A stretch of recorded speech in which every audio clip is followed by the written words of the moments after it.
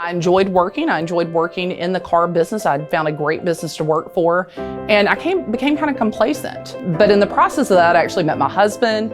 We got married and started living a life together. And it got to the point, though, that I knew that I was not necessarily unhappy in the job. I enjoyed the work, but I wasn't fulfilled. And I knew it was time to make a change.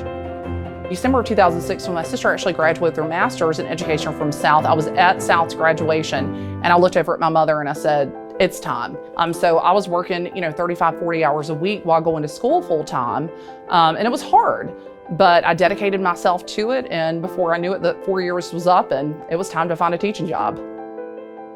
So I'm currently in my 10th year of teaching. I've been at Baker all 10 years of my career. I've taught everything from mobile history, honors US History 10, AP psychology, and I also teach study of popular music in America.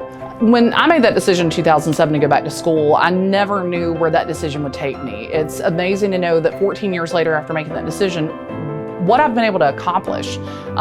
In this past summer in 2020, I received word that I was selected as Gilder Lehrman Institute of American History, their Alabama History Teacher of the Year.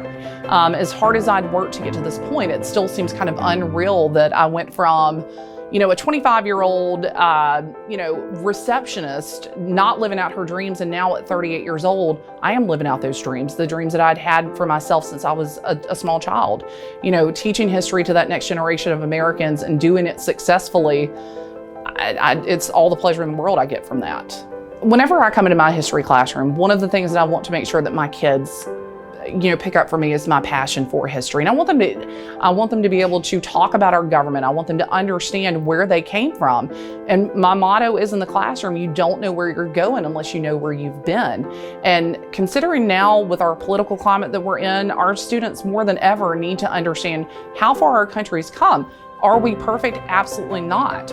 But they need to understand what role they play in it and what impact that they can make in the future. If we want to make those changes, they have to be that change. So I hope that they can see, looking at people that we're talking about currently, people that reached out and tried to make a change for America, that they can do the same thing. And then they're capable of that.